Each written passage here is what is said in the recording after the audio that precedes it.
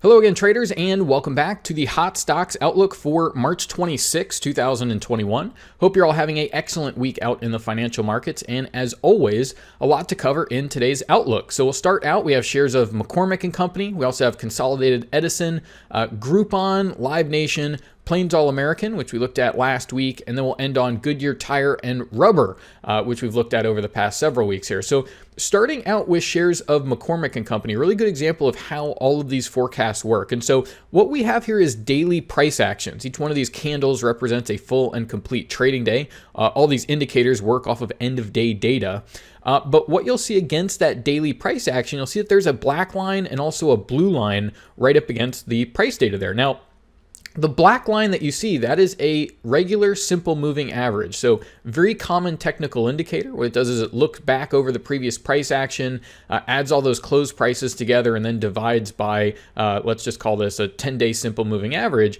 And it's a good measure to go ahead and smooth out the price data and to give us an indication of where market prices have been over a given period of time. But obviously, as traders, we really need to understand is where are market prices moving going forward. And so what we want to do is compare that black value on the chart to this blue line, which is actually Vantagepoint's predicted moving average. So what does that mean, though, as far as a predicted moving average? Well, what it means is Vantagepoint is utilizing its technology to perform what's called intermarket analysis. So that means that there's known relationships as far as those neural networks are concerned that affect and drive the future price of McCormick and Company. So that's going to be things like broad ETF groups. That's going to be things like the S&P 500 or the Russell 2000 or the NASDAQ.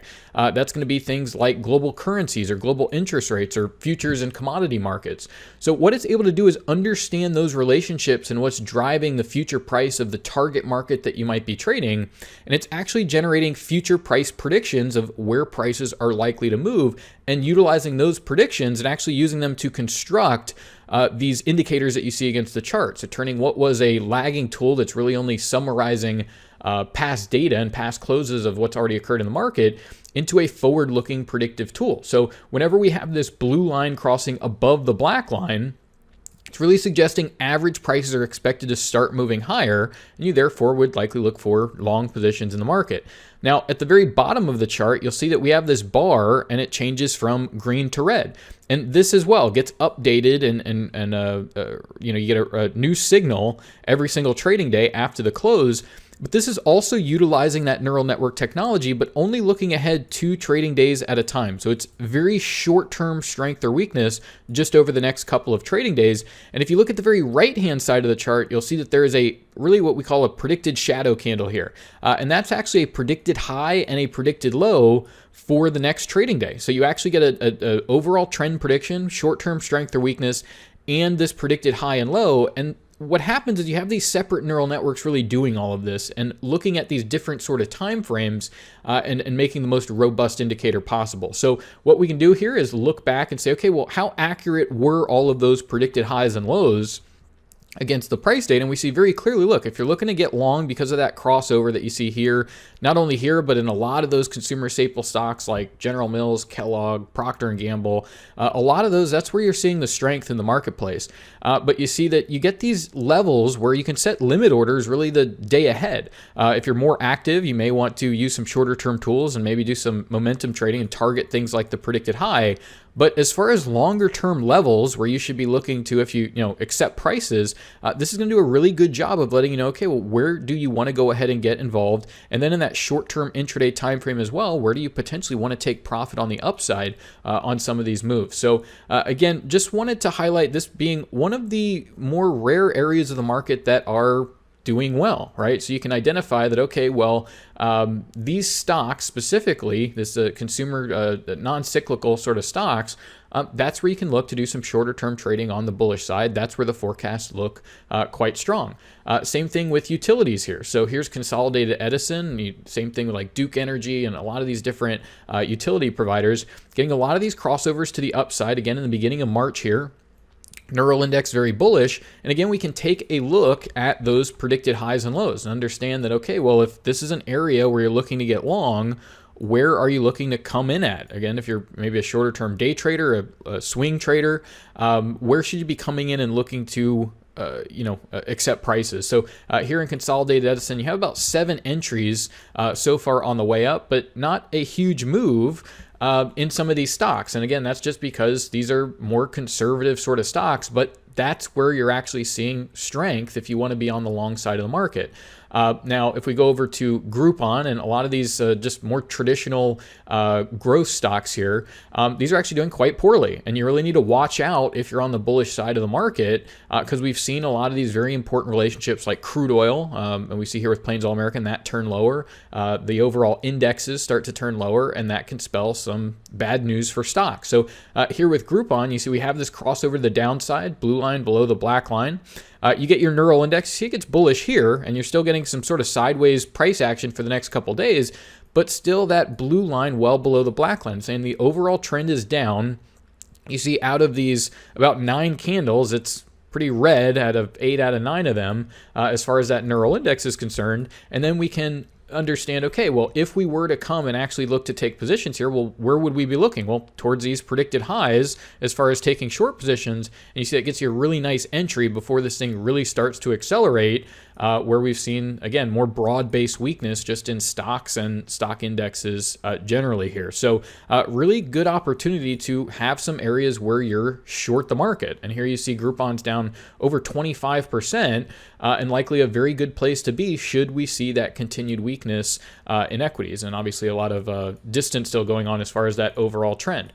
Here's Live Nation. Again, this had done very poorly along with the airlines last year when things started to turn lower. Sort of the same thing happening here. You get this crossover to the downside, neural index bearish. You'll get these periods where neural index gets bullish, and you see that from that point on, things run sideways.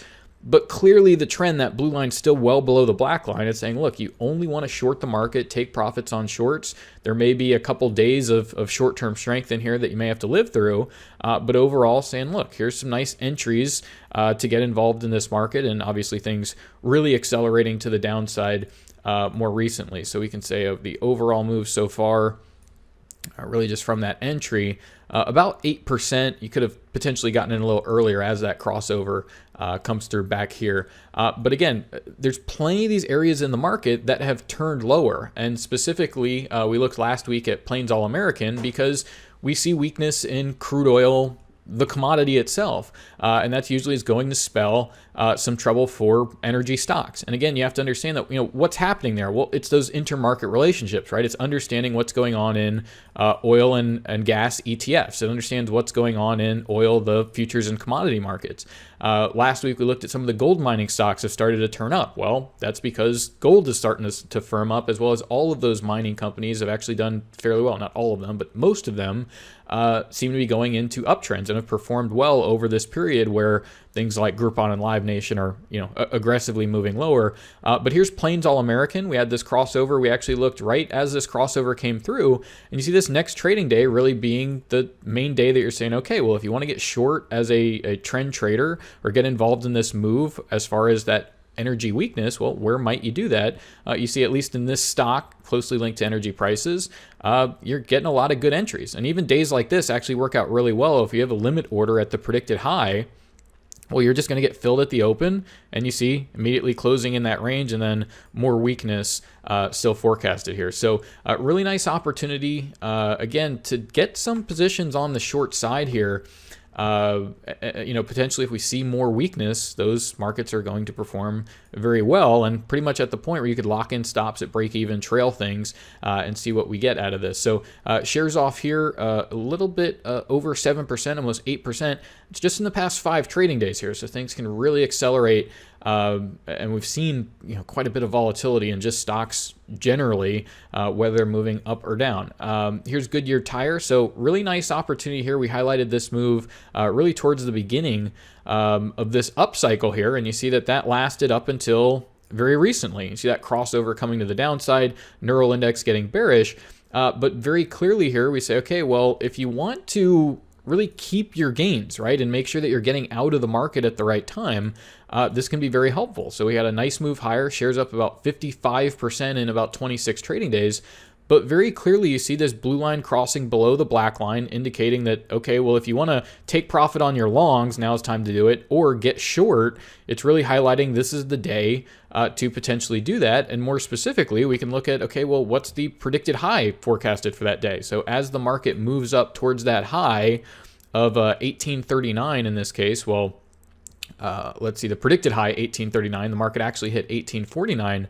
But when the market's at that level, it's screaming at you that get out of your long positions. If anything goes short, that's really where the main pivot is coming through and saying change that directional behavior. And if anything, look to take profit on longs. If not, just go ahead and short the market. So you see that from that point, we've obviously gotten a nice decline and potentially further declines as we see this still very bearish as far as the overall trend and the neural index there. So shares off about 10.7% in just the past 8 trading days after being up over 55% the previous 26. So again, good opportunities here all throughout the market, but something definitely has shifted over the past couple weeks. You saw the NASDAQ sell off a few weeks ago, hasn't recovered enough. You saw, the other indexes doing well and moving higher, but there's still a lot of problems out there and a lot of warning signs coming from the Vantagepoint software as far as being on the long side of the market and not having at least some hedges and some short positions in the portfolio to benefit as these things start to decline. So once again, that has been our Hot Stocks Outlook for March 26, 2021. Thank you all for watching. Best of luck and bye for now.